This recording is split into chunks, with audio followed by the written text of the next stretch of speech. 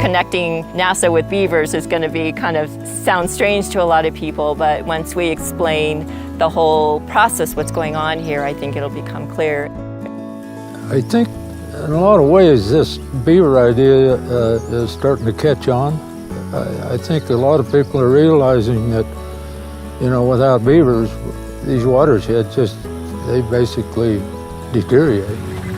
Jay is an Idaho rancher who worked with researchers to bring beaver back to his land in 2014. Within 6 years, there were more than 200 beaver dams along the creek, and the stream on Jay's property flowed 40 days longer into the year.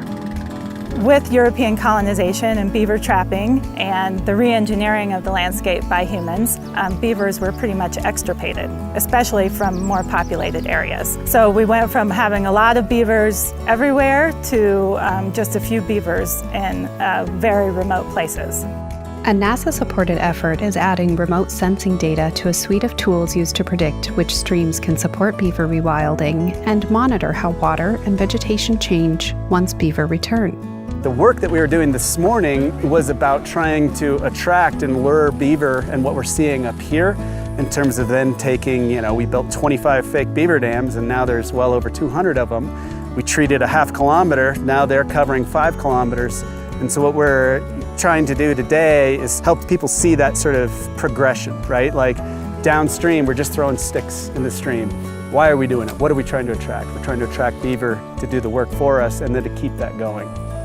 To support beaver-based restoration efforts, the project is adding satellite data into tools that help conservationists and resource managers.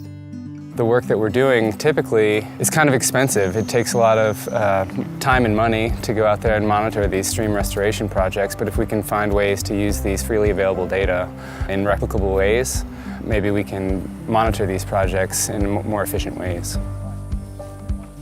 For folks who are actually implementing beaver rewilding, they have to put a ton of resources into monitoring the effects of beaver rewilding. So they have to hike to remote places and they have to do that multiple times per year.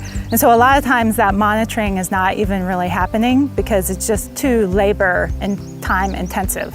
So we can help agencies understand what's going on in the landscape and the impacts of the beaver rewilding because we're basically monitoring using this freely available satellite imagery.